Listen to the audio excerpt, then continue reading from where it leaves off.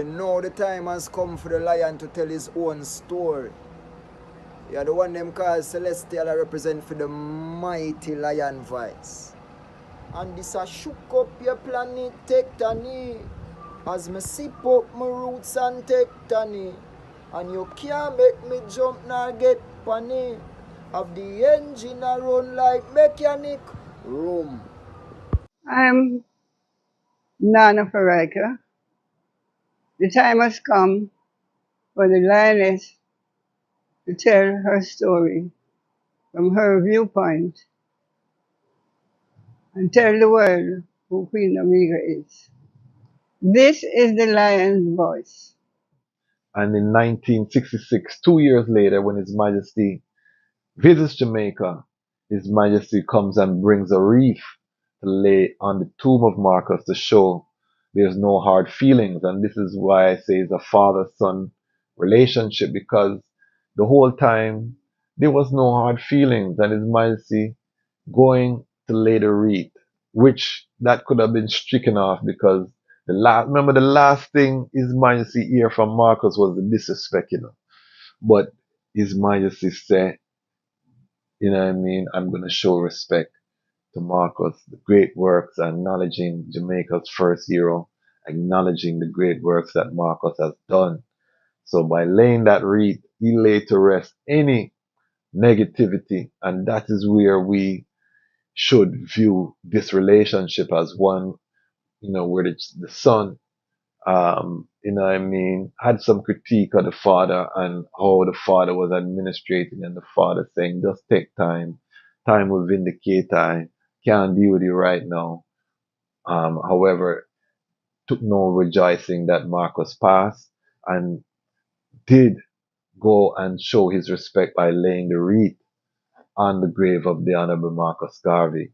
So, this is something, again, the theory and the practice. Sometimes we don't know what is in front of a leader. The hard decisions that you have to make between not so good and bad.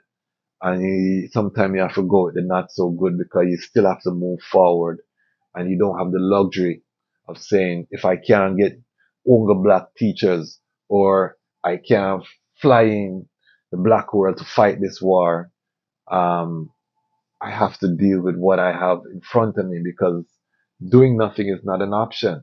And this is the lonely road of leadership, and all of us will face it. And again, anyone who has stepped into a leadership position faces this gap between theory and practice,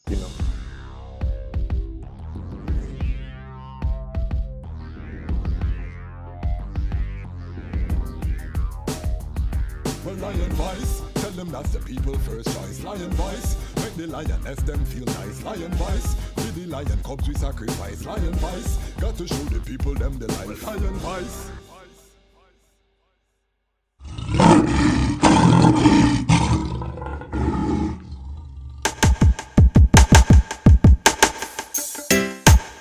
Well, great is the Almighty, and greatly to be praised in the city of Haile Selassie I, the mountain of His holiness. Yeah, from Cape to Cairo, from Timbuktu to the Nile, the whole entire continent.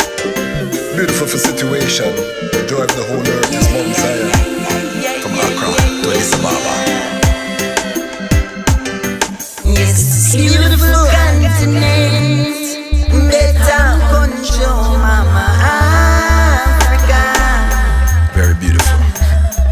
From Cape to Cairo, from Timbuktu to the Nile, I smile for Mama. I hear you call Mama Africa. Been so long since I see Mama. Father of Africa set the law. The lion come and dismantle Babylon flaw. We gonna use solar energy, use sanitation to build the ecology. We utilizing green technology. We hailing Haile Selassie first without apology. And then we build the youth them economy. We dismantle Babylon monopoly. We teach the youth them how to live properly. Tell them make sure them got the title fit them property. Yes, this beautiful continent, better control, Mama Africa.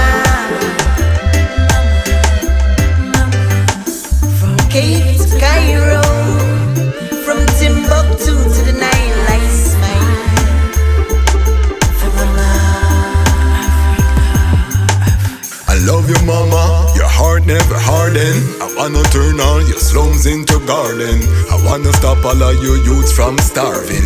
I wanna stop all of your tribes from warring. So much to say, so many feelings. We both been hurt, we both need healing. Since the League of Nations you've been appealing. You stand up against them backdoor dealing. I hear you. Greetings in that divine name of His Imperial Majesty, Emperor Haile Selassie I. Glory and honor in the name of his chosen queen, Empress Waziri Menen. My name is Kwasi Bansu, aka the DEJAZMATCH Kwasi, aka Ras Kwasi, aka the Reading Ras, aka the Pan-African Happy Man, creative industry attorney. I'm an author, I'm an artist, I'm an actionist, and right now I am the host of the Lion's Voice. Welcome to the Lion's Voice, and welcome to the Lion Voice Network, where the Lions are telling our own story.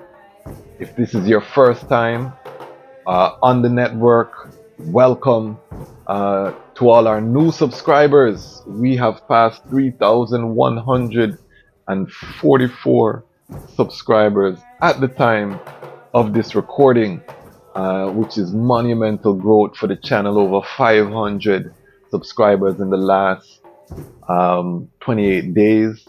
So we give thanks to all of our new subscribers, a lot of them coming in through Ghana. It seems that the artists interviews are really drawing in a lot of ones, and we hope that, you know, while you come in for the artists, that you stay around and look at some of the other programming on the channel.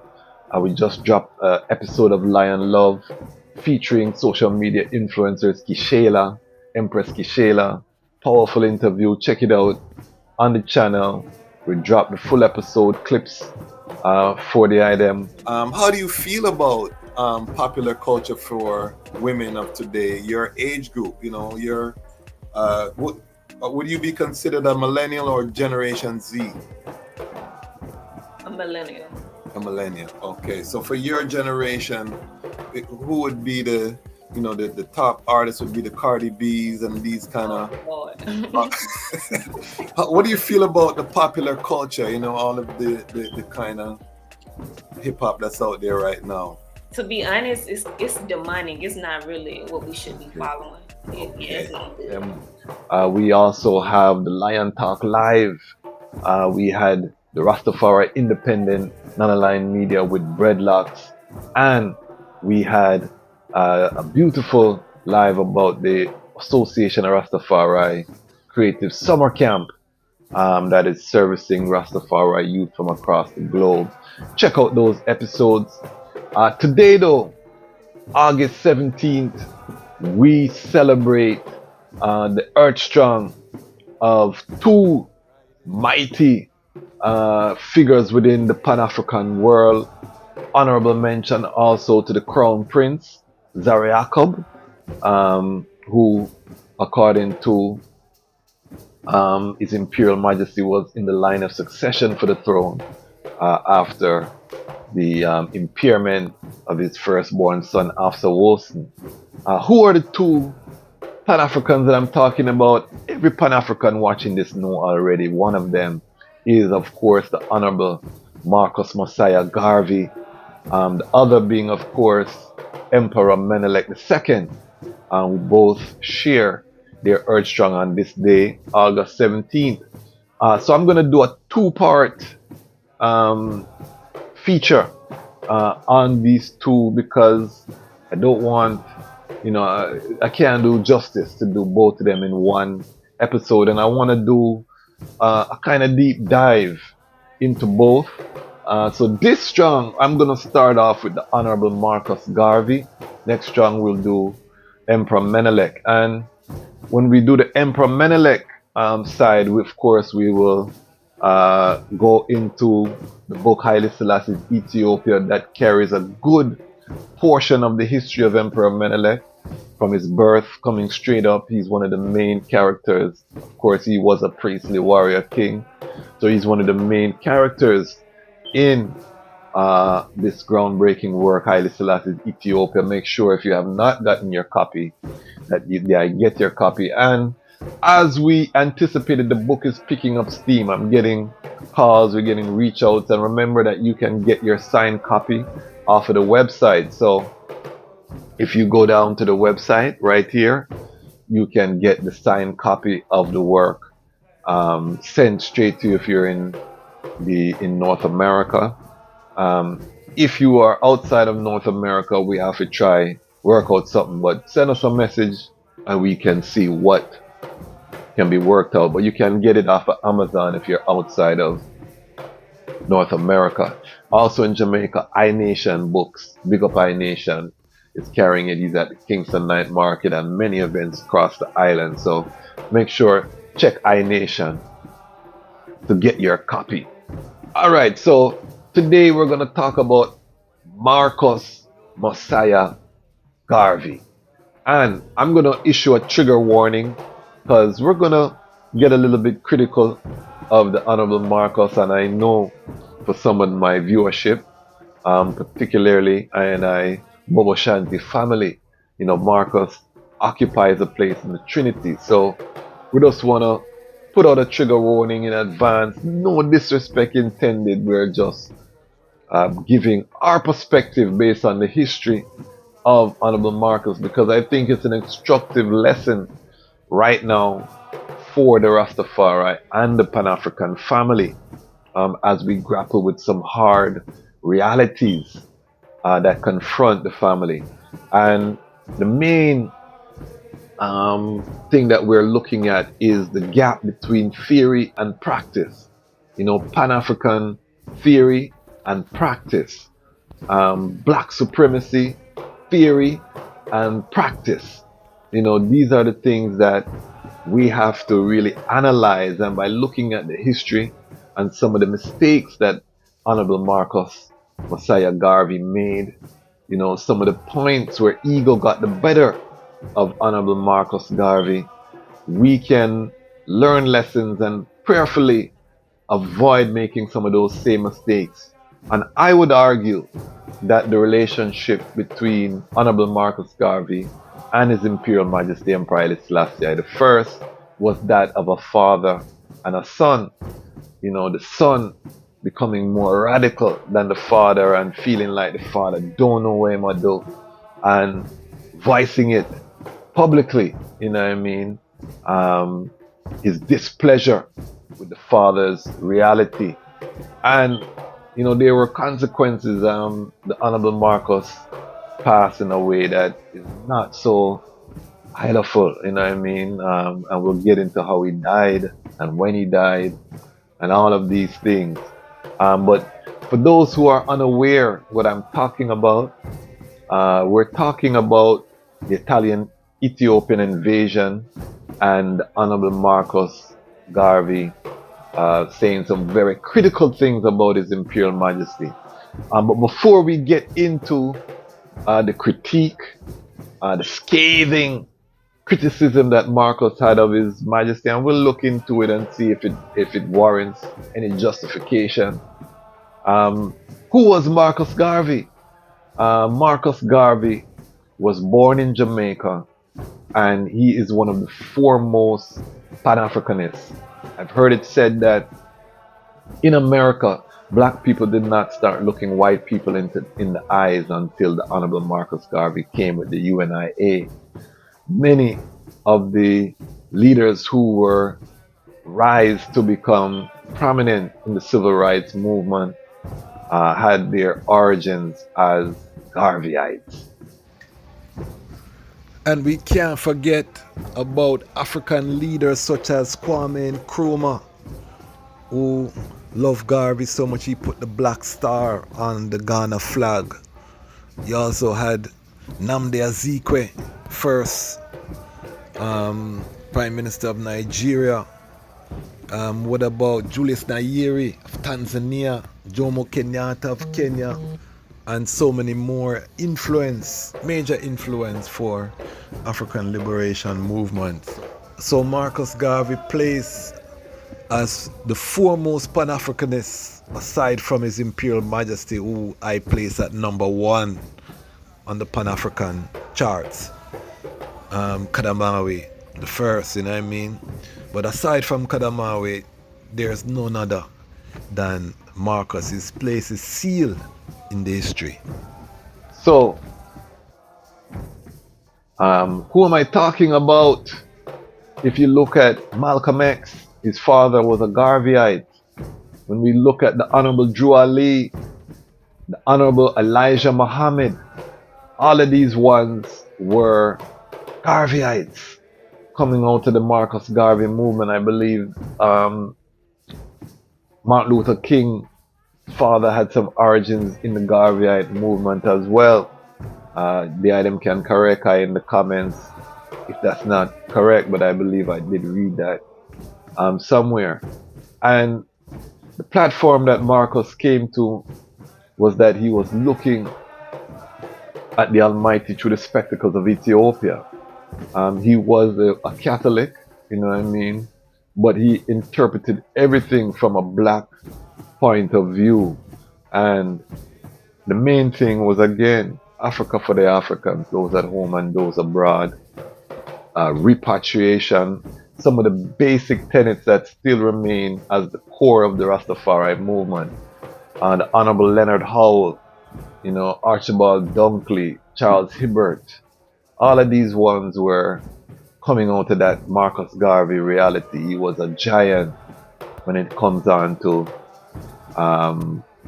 Pan-African movement. The Black Star Liner, you know, when we hear our Bubble Shanties talk about 7 miles of high water ship, you know what I mean? Big up all the Bubble Shanty family. Marcus Garvey is the one who inspired it and got the furthest of any Pan-African leader in realizing that goal. Now, the first black FBI agent in the history of the United States of America got his job so that he could infiltrate the UNIA, and we realized that Marcus Garvey was heavily infiltrated, and every black leader has had to face this type of infiltration. And this is something that we have to recognize, you know. His Majesty, of course, faced it. So this is, again, where we talk about the gap.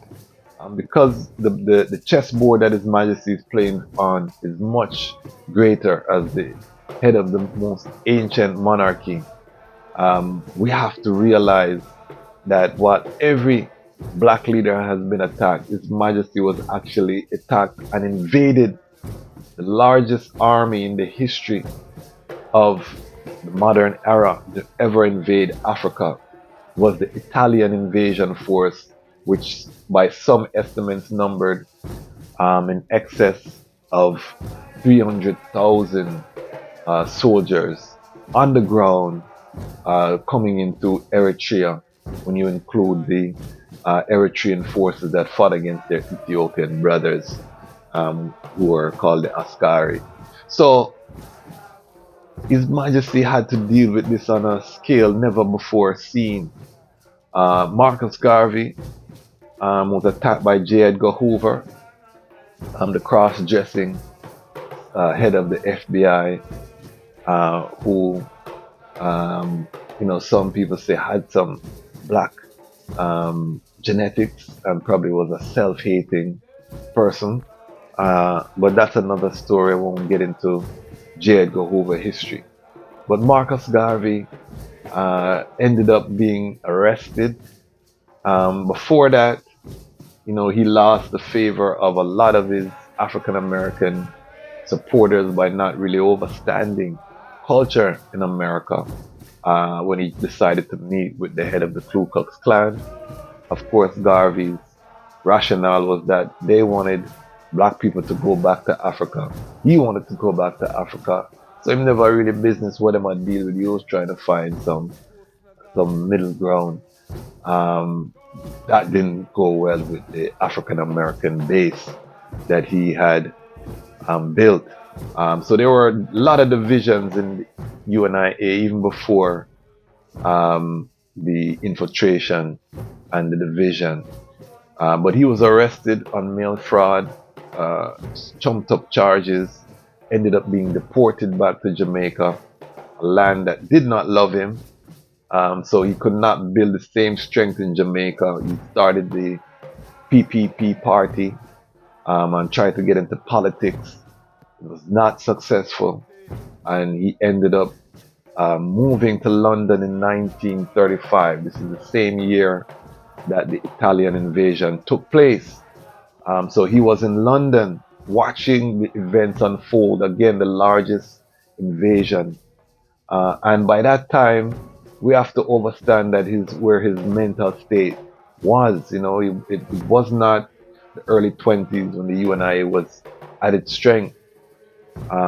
It was a Marcus who had been beaten by life, you know what I mean, at every turn, but who still held firm to the vision that he had. Some people would argue that trying to go to Liberia instead of Ethiopia was the error, because Liberia, of course, was an American protectorate by all means, although some people say it's independent, but when you dig into the history of Liberia, you see it was under the American sphere of influence. So I don't consider Liberia as a truly independent African state. It was really being run by the Firestone Company and their rubber plantations, and they sabotaged Marcus Garvey's efforts. So by the time he goes to London, Marcus is in a head state, you know what I mean? And he already has an impression that he's formed of the emperor. He's not a fan, because he feels the emperor should have been more radical in reaching out to the black world. He feels like the emperor is trying to dissociate himself from the black world. Now, we have the benefit of hindsight, and we who have done the research understand that even after the coronation, His Majesty did reach out to black Americans, trying to recruit them for his nation building. He was stopped by the State Department in America, who were not issuing the passports. He was offering African Americans competitive salaries, vacations, all kind of perks and benefits. He also gave the first land grant at Lake Tana. This is before Shashamane, for black Americans. Of course, the rest of Africa was under colonial rule, so he couldn't necessarily reach out to other parts of Africa because of the restrictions. You know, it's even difficult today for inter-Africa trade. So even back then, there was zero inter-Africa trade that was happening. It was all being extracted through the colonies. And so, very difficult again. And His Majesty at this time is preoccupied with the centralization of Ethiopia up until the coronation, through the coronation, because we remember that Ethiopia up until this time is a confederation of warring kingdoms. And I speak about this in Haile Selassie's Ethiopia. This is why I wrote the book, because I think a lot of people from the outside don't realize what had to be done to even unite Ethiopia. It was thought, and you can read in the papers of the day, that even at the coronation of His Majesty, that a civil war could have broken out, because you had the great Rasses and their private armies coming to Addis Ababa, and many of them did not like each other. Many of them had shed blood with them one another, and they were coming, to show their fealty to the King of Kings. But it was a tense situation, because these people don't usually meet, much less with the might of their armies. But His Majesty, because of the work he had done prior, was able to be crowned without any incident. This in itself could be considered a miracle. Now, ones like Marcus Garvey wouldn't be aware of these dynamics. They would just be critical that Ethiopia had not progressed faster. Again, the gap between theory and practice. This is what we have, family, because from the outside in, you know what I mean, you sit at home, you watch a leader, you don't know what the day-to-day is like. I want to just big up one of my jegnas, Haile Garima. the world-renowned filmmaker. I had opportunity to sit in with him recently, and he has just finished a film about the Italian invasion that's going to be coming out called Black Lions, and we're looking forward to that. And he's also historically been very critical of the emperor, and one of his critiques was how the emperor brought in these white instructors and basically Europeanized, according to him, the education system. And again, what I was trying to explain is that to scale the education system, the public education system in that time, His Majesty had to bring in foreign instruction and to bring in people who would implement his vision. Because remember, not everybody thought His Majesty knew what he was doing. These warring kingdoms and different races, they were not into this modern education. Nothing. This was a fight. So, the practical reality of implementation, sometimes corruption will come in, other things will seep in. Does His Majesty get all of the blame as the leader? Yes, you can give some accountability, but the fact that he's able to implement it in real life is messy, and we have to take all these things into the account. And when we look at even the Almighty, if you don't subscribe to Rastafari, people would say, how is there an Almighty if there's war on the earth? How is there an Almighty if there's corruption in the earth? If the Almighty created all things, why is there a Satan? Why is there a devil?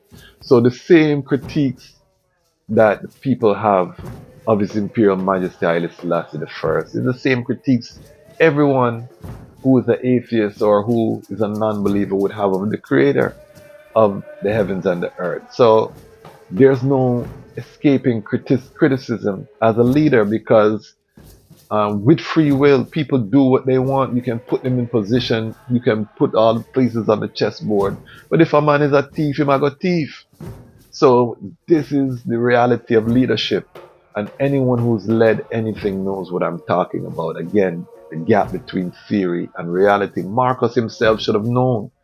The people he had running the Starliner were FBI agents. His vision of the Black Starliner was not incorrect. The implementation, because maybe Marcus couldn't find someone who had the qualification, couldn't find someone who he could implement, and he did what was in front of him, the best option at the time, at least what he thought, and we got what we got. In the same way, His Imperial Majesty, building Ethiopia, had to use facts on the ground. He couldn't invent people. He couldn't create a reality that did not exist. He had to mold the reality that existed the best way. And with time and with hindsight, we see that Ethiopia still remains, even with all the efforts of the CIA, of the KGB, of the Israeli Mossad, of all of these agencies that sought to tear Ethiopia apart. Ethiopia remains as a nation still developing with one of the fastest growth rates on the African continent, even in the midst of wars. And the wars that are happening in Ethiopia right now are not an anomaly. They are a return to the status quo. His Majesty presided over one of the longest periods of peaceful development, in the modern history of Ethiopia. People don't realize this. This is one of the things I'm going to be illustrating in the book, Haile Selassie's Ethiopia, in the volumes as we come up until point of His Majesty's disappearance. So Marcus, when he comes to London, is looking at Ethiopia and the invasion, and then probably reading the papers and seeing that Italy wins a battle and is occupying the country. And now here comes the critique.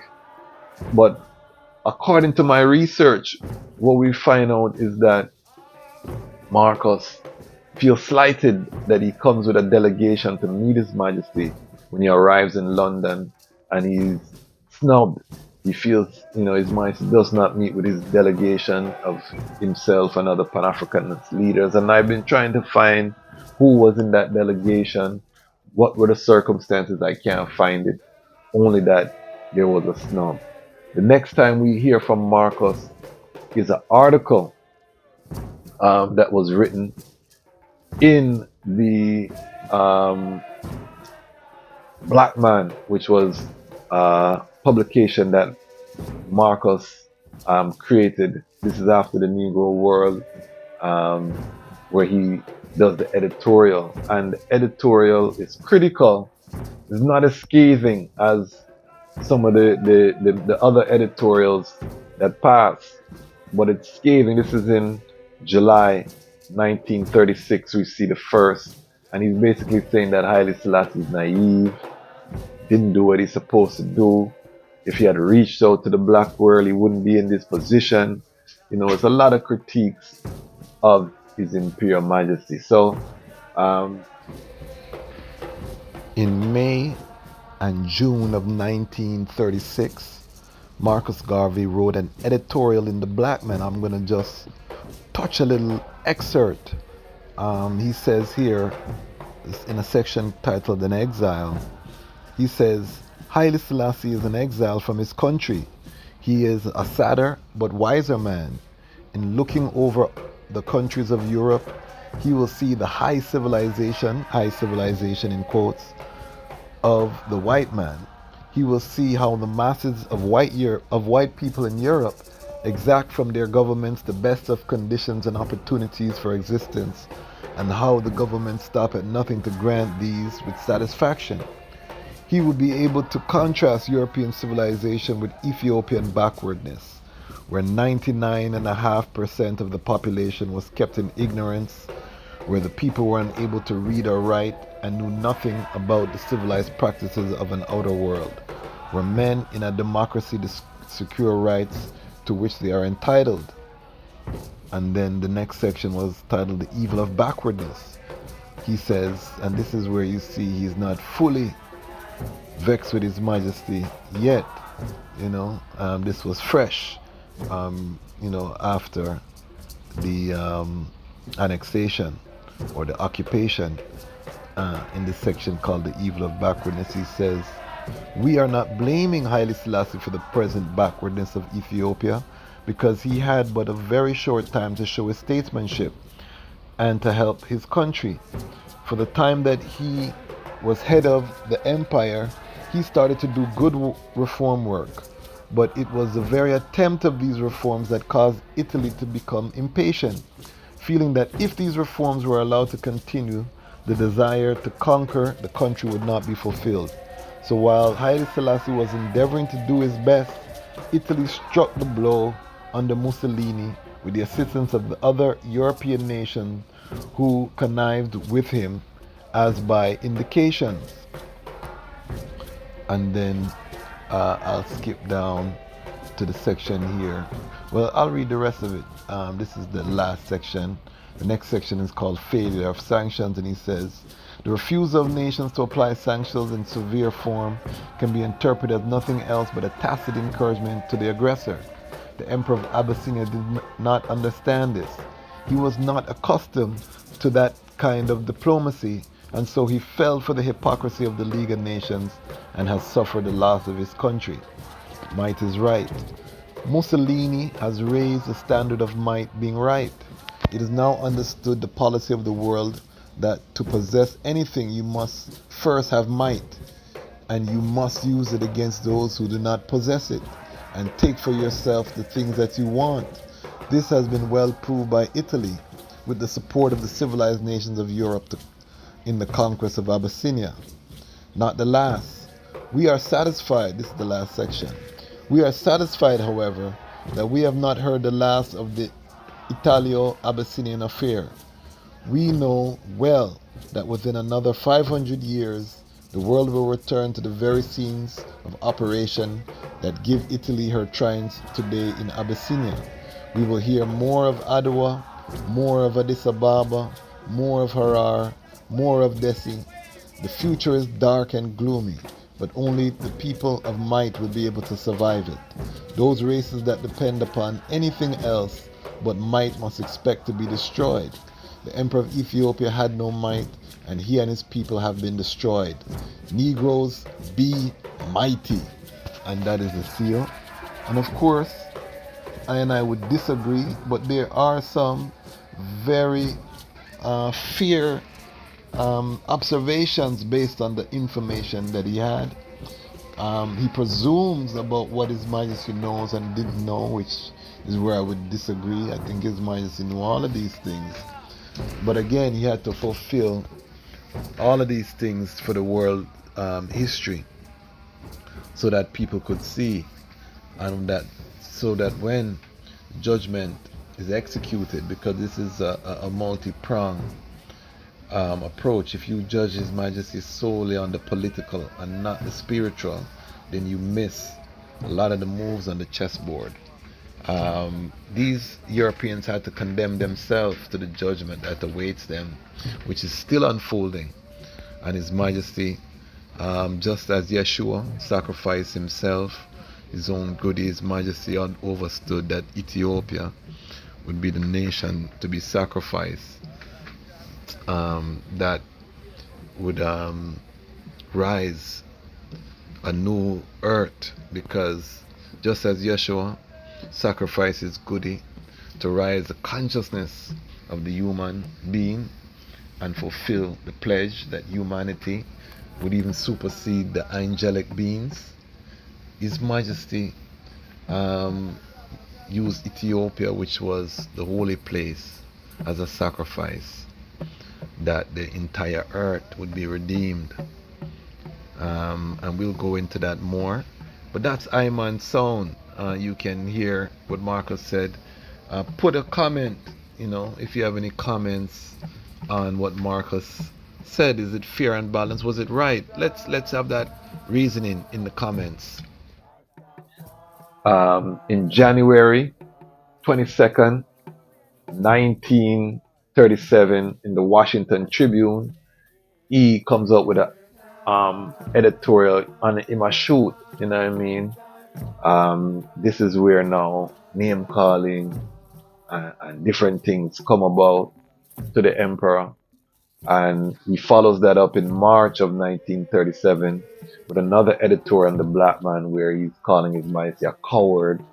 In his editorial in the Black Man, dated from March and April of 1937, just to give some flavor. So you remember he said we cannot blame the emperor in the first article that he did in 1936 fresh. Now, this looks like it happened after the alleged snub of his delegation, cause like I said, he came out shooting. So he started off saying the failure of Haile Selassie as an emperor. Remember, no facts, no change. This is just the editorial is evolving. But he starts off saying, when the facts of history are written, Haile Selassie of Abyssinia will go down as a great coward who ran away from his country to save his skin and left the millions of his countrymen to struggle through a terrible war that he brought upon them because of his political ignorance and his race disloyalty. That is the opening salvo. So just to show you how he must shoot. It is a pity that a man of limited intellectual caliber and weak political character like Haile Selassie became Emperor of Abyssinia at so crucial a time in political history of the world.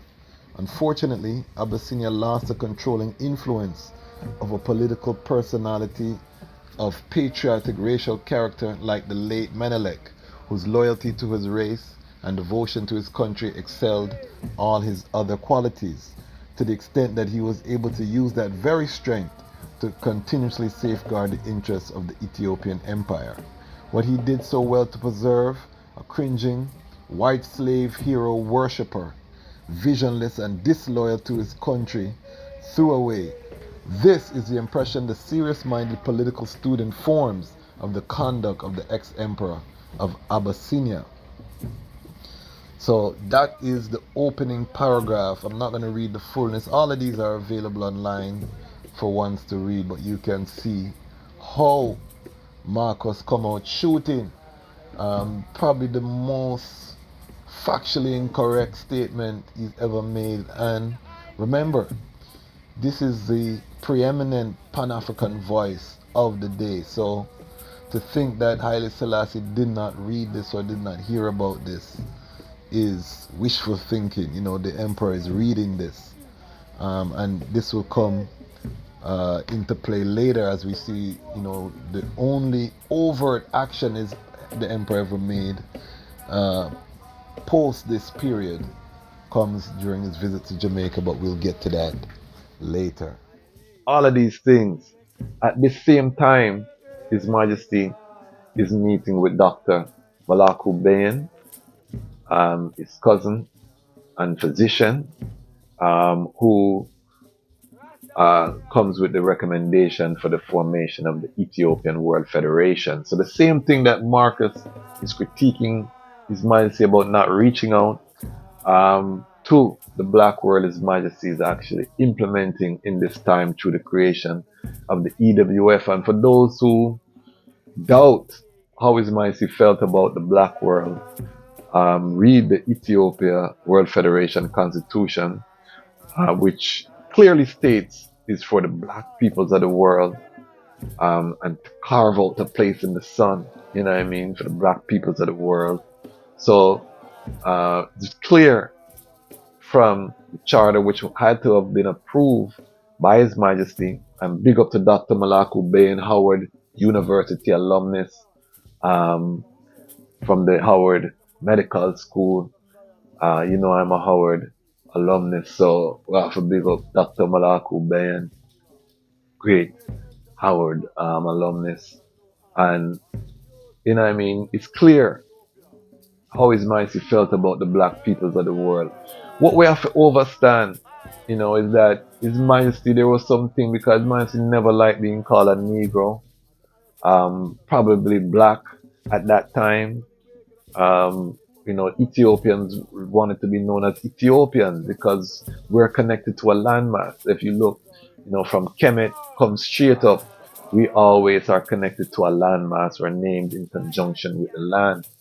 So separating the people from the land was a foreign concept to an independent and free people. So to call these people Negro, we don't know nothing about Negro. We don't know, you know what I mean? So with the translation and these things, you know, that is what some people latch on to in terms of His Majesty not claiming these titles. But the actions speak louder than words. And again, the Ethiopian World Federation Constitution give you all that you need to know. In 1937, when these scathing critiques of His Majesty were being launched by the Honorable Marcus of how His Majesty felt. Before I go any further, let me just take time and big up the Lion Pride. If you subscribe, you're part of the Lion Pride. And let me big up the Lion Pride on Patreon. Those who are contributing to keep Rastafari Media independent. We are building on the crowdfunding model, meaning the audience is who will fund this uprising. We cannot depend on sponsorship, although we will deal with sponsorship. We have sponsorship. Big up LIDJ, Ramia King Design, our oldest main sponsor, contributing financially to the uprising. Big up yourself, LIDJ. Anytime you see me a sip in the interviews, then hot or cold liquids, I am sipping from the tumbler from a Rastafari own business. We put our money where our mouth is, literally. Big up yourself, LIDJ. Big up yourself, CMAS Life, Wally King. Greatest CMAS drink I ever taste. And I'm not just saying that because I'm a virgin. I'm Brother Carl's son. No, and we're going to be interviewing Brother Carl shortly. Brother Carl Philpotts of the 12th tribe of Israel. That's going to be a big one. We're going to be diving deep into Yeshua. A man where anytime him talk, Yeshua him a deal with, you know. So we're going to be dealing with that. We have some big interviews coming down the pipe, family. Just Bear with I. If you're new to the platform, no. Again, I Superpower is the network, and we have not even scratched the surface. I know so many people, and enough of them don't come on the platform yet. We have some gigantic names to come on the platform. So again, give thanks for the ones who are here early. We are aiming for 10,000 subscribers by the end of the year. We're aiming to get 100 subscribers in the Patreon by September 11th. We actually are losing Patreon subscribers because of the Armageddon, and the economy in America is rough right now. So we went from 18 at the height. We're now down to, I think, about 13, 12 or 13 in the Patreon currently. And this is the journey of a content creator. There's something called churn. People will come in, people will leave. We understand that. What we are looking for is the faithful Lion Pride. Again, $5 if you can start there, and then as your blessings increase, because the more you give, is the more the Almighty will bless you. So start with the $5, pull the trigger, and come and join us. Support what you value, because if you don't invest in what you value, then how will what you value be preserved? And that goes for anything, and not just I. You know, there are many who are doing Rastafari media who have ways to support them. We're going to be interviewing them. We just had Breadlocks, iYard Radio. If you don't want to support go support the brethren. We have Honorable Priest Isaac. I'm getting ready to upload this exclusive interview to the Patreon. Go support Honorable Priest Isaac. You know, we have Honorable Priest Kailash as a platform. We have Rastafari TV, Sister Fanai, who's also been on the platform. Go watch her interview. We have Ras Ayan, Yard Real, getting ready for launch out. You know, anytime you call name, you're going to forget people. ZG Chapel, big up. Ras Kip Ezekiel. We did an interview with him on the platform. We have so many options in Rastafari independent media. So if you don't want to support Ike, or you don't like, the DEJAZMATCH deal with them thing, and in chat too much and in long-winded, that is fine. But put your money where your mouth is, invest, so that we have platforms where we can control our narrative. Because without that, Rastafari, we are going to be erased. Why? Because the youth, them are online, family. Youth, them are not pana ends again. The world that we grew up in. You know, I'm probably the last, I'm on generation, is probably the last who go and sit at the feet of the elders, hours upon hours, just listening and learning. No youth is doing that right now because they have devices that gone. So if we want to reach them, we have to be on these same devices. So again, I ask, what do you value? Rastafari independent media. And I want to big up Dr. Blackwood, who dropped a $20 super chat during our live that we did for the Association of Rastafari Creators. Big up yourself, Dr. Blackwood. Willow's parents, who always just come in and drop a dollar here, drop a dollar there on the super chat as well. Big up yourself.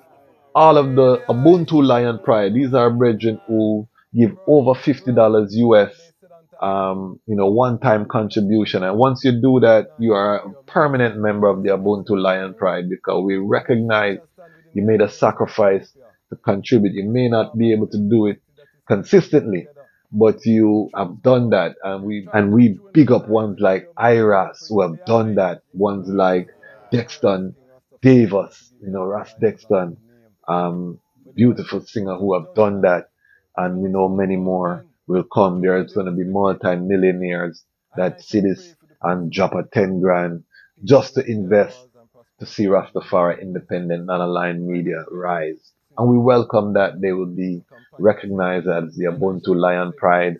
We are also going to, when we hit 100 in the Patreon, we're going to take a snapshot of all of the Patreon, and we're going to do something to permanently memorialize those contributors when we build our physical space. Africa. We will be building a physical production studio. The aim is to create Rastafari-based content. I want to turn my book into an animated film. We want to create animated movies. The Battle of Ottawa need to be told, for the youth them. We need to go into, there's so many stories that need to be told, Emperor Theodros' whole journey from bandit and it's like a Robin Hood story when he was on the countryside. We need feature films, documentaries, all of this content that we love, even about the Honorable Marcus Garvey, documentaries that can go deep.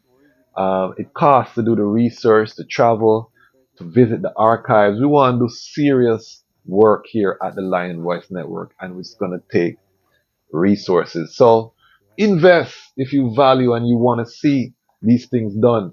We're not going to wait for others to tell our story. We are here to tell our story. So please invest so that we can get it done. All right. Let's get forward to the topic. So, His Imperial Majesty lands in London in 1936, June 3rd in Southampton. Stays some time in London until he moves to Bath. We have to understand the state that His Majesty was in. It's reported that he only had £26,000 at this time. And he was trying to free up resources, so he launched several litigations. He had 4 active litigations that he launched at the time. 3, one litigation was against the London agents of the Bank of Abyssinia who owed money. He was able to get an out-of-court settlement of that case. Second litigation was against French owners of the Djibouti Addis Ababa Railroad, which he owned half of the shares. Again, I believe that was settled out of court. And then he also had a litigation against the London newspaper for libel. They were printing some disprove things against him. He also settled that out of court. And then a big case against Cable and Wireless where they ended up giving funds that were owed to Italy on the basis saying that the debt was owed not to Haile Selassie individually but to Ethiopia, and since they recognized Italy's annexation of Ethiopia, that money should go to Italy. So the white supremacy infrastructure was against His Majesty, and His Majesty was at an ultimate low point when he was in Bath, and I don't think I overstand. He did not have money. There was things swirling about bankruptcy. It was reported that a unknown private donor stepped in at the last moment to help with the financing. Again, these are the things that, as Lion Voice Network, we want to be able to finance, go and do the research and find out some of this information because it's not readily available. But somebody stepped in, but before that anonymous donor stepped in, and we don't know who that is. His Majesty was in dire straits. He was not just taking care of himself. He had all of the people who were at Bath with him. He had refugees in Palestine that he was trying to take care of in the early days. There were associations that were formed that helped pick up the slack, but there was no income coming in. And he was the emperor, and he doesn't want to have to beg people money, so he had to just hold it. So you can imagine being in the state and Marcus is over there firing shot after you, and you are worried about, again, the practical reality of leadership. Marcus is wanting to give you a recommendation of where you should do from where you can do, and it might be, You're not gonna disrespect him. His Majesty never utter a word sound about Marcus. But you might not go and entertain that at that time is not the right time. And as the children sometimes you look at the parents, they don't want to deal with you and you feel away. But it's not the time at that moment. And ultimately, you know what I mean, Ethiopia is freed. His Majesty is vindicated. But Marcus never gets to see that. And judgment that Marcus received, you know, is something we don't talk about. This is the trigger warning because many people don't know that Marcus Garvey actually suffered a stroke while in London. And it was reported that he had died in the newspaper. So his obituary actually came out and Marcus was able to read his own obituary before he passed. And in the reading, it thought that, you know, exacerbated his situation, and then he actually had another stroke and died. And this is 1940, before His Majesty returns for the liberation of Ethiopia the next year. So he never was able to see the liberation of Ethiopia. He died in London under these unfortunate. Can you imagine reading your own obituary and you're not even passed, and then, you know, passing? It's a tragic story. But again, we can't help but see, you know, his final days attacking Kadamawi, Haile Selassie, and then in that way is a lesson to I and I, you know, and this is why I issue the trigger warning. But it's very important for I and I to overstand, you know. Sometimes we don't overstand the moves of the creator or the moves of someone who is in leadership. Sometimes it's best to stay circumspect and to watch, offer support. But the attacks, and this happens so much in Rastafari, where anyone who rises to take any action is attacked, and we have to stop this. No matter how righteous we think the cause is, because Marcus was convinced that, you know, this black supremacy, don't deal with white people, you trust white people too much, but there was no black people that could help His Majesty at that time with the liberation. He had to play the chessboard the way that the chessboard was being played, and again he was vindicated. And most of the soldiers that liberated Ethiopia, don't get it twisted, were Africans.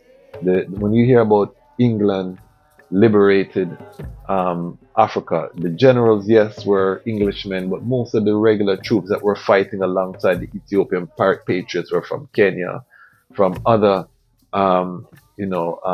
units, black soldiers from British colonies. It was a Pan-African liberation, but His Majesty couldn't activate that without going through the colonial powers of the time. Again, he had to play the chess. When you're in leadership and you know the board, remember, he might deal with Illuminati, he might deal with Rosicrucianists, he might deal with all type of dragon at a level. So when you know the level, your hand is in the lion mouth, you take time, or the hand is in the crocodile mouth, you take time, take it out. Sometimes people want a more radical approach, but that can't work. Knowing what you know, knowing who you deal with. And His Majesty was in that position. He knew that the British wanted to control Ethiopia, and he talked about it in his autobiography, volume 2. But he had to work with them because they were able to pull the levers that allowed for this liberation. You know what I mean? So, again, this is the reality. However, in 1964, Marcus Garvey's body is taken forward to Jamaica, and in 1966, 2 years later, when His Majesty visits Jamaica, His Majesty comes and brings a wreath to lay on the tomb of Marcus to show there's no hard feelings. And this is why I say it's a father-son relationship, because the whole time there was no hard feelings, and His Majesty going to lay the wreath, which that could have been stricken off because remember the last thing His Majesty hear from Marcus was the disrespect, But His Majesty said, I'm going to show respect to Marcus, the great works, acknowledging Jamaica's first hero, acknowledging the great works that Marcus has done. So by laying that wreath, he laid to rest any negativity, and that is where we should view this relationship as one, where the son, had some critique of the father and how the father was administrating, and the father saying, just take time will vindicate. I can't deal with you right now. However, took no rejoicing that Marcus passed, and did go and show his respect by laying the wreath on the grave of the Honorable Marcus Garvey. So, this is something, again, the theory and the practice. Sometimes we don't know what is in front of a leader.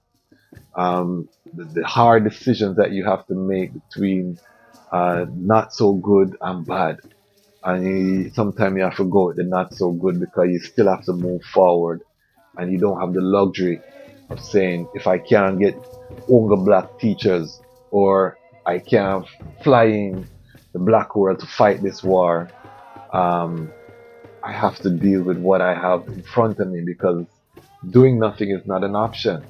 And this is the lonely road of leadership, and all of us will face it. And again, anyone who has stepped into a leadership position faces this gap between theory and practice. It's easy for a man watch from a side. I know I probably have hundreds of people watch this channel and say, why the Ras not do this? Why him wait to this time to promote that? And what? They don't know what it takes to even be consistent. We've put out over 700 pieces of content on this platform while having a full-time job, while being a father, while sitting on the board of several non-profits, while dealing with mediation within the family. This one not like that one. Phone call this, emergency that, elder need this, emergency, family members going through health issues. Life is lifing. I'm a Gideon, but we're still putting out the content the best way that we can. Again, anything that you do in life, and this is what I want to leave this episode with, this message for all who are in leadership and for all those who are watching those in leadership. Instead of launching these attacks, let us have some grace.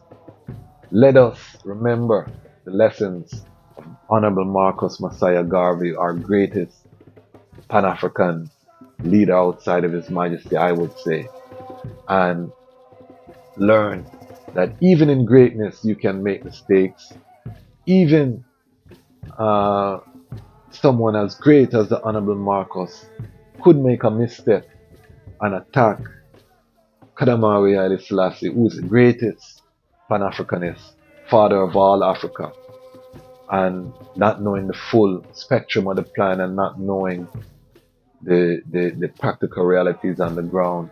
So let us have grace on this day where we remember Honorable Marcus, and let us look to those who are boldly stepping out into the public forum, and let us grant them our support. Or if we have recommendations, let us do it in a way that's not demeaning or resorting to ego or name calling, and let us offer those recommendations, because we all can take them. Let us offer them with a spirit of love, and the same love that His Majesty showed by visiting on his visit to Jamaica the burial space of the Honorable Marcus, to lay the wreath, to show that ultimate respect, moments of silence, and all of these things that he gave to Honorable Marcus, worthy of his station, Kadamari Haile Selassie, showing by that example what it takes to be a leader. So these are Iman thoughts. What do you think? This might be controversial. Some people don't want nobody talk bad about Marcus, but we have to examine these things, because these are things that confront us. And part of that is that ego that we have, particularly coming out of the island of Jamaica. We rough up people and, you know what I mean, word sound power attack people.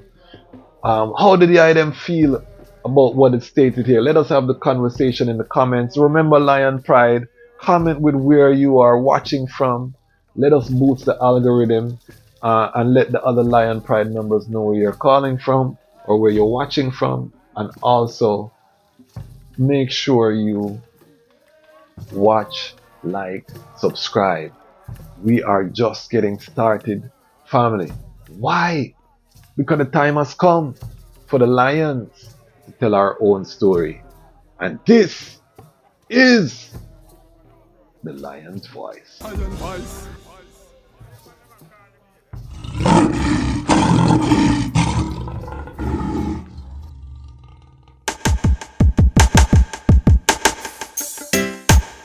Well, great is the Almighty, and greatly to be praised in the city of Haile Selassie I, the mountain of His holiness. Yeah, from Cape to Cairo, from Timbuktu to the Nile, you know, the whole entire continent. Beautiful for situation, the joy of the whole earth is Mount Zion, from Accra to Addis Ababa. Yes, it's beautiful continent, better control, mama. Very beautiful. From Cape to Cairo, from Timbuktu to the Nile, I smile. For Mama I hear you call Mama Africa. Been so long since I see Mama. Father of Africa set the law. The lion come and dismantle Babylon flaw. We gonna use solar energy, use sanitation to build the ecology. We utilizing green technology. We hailing Haile Selassie first without apology. And then we build the youth them economy. We dismantle Babylon monopoly. We teach the youth them how to live properly. Tell them make sure them got the title for them property. Yes, this beautiful continent, better control, mama.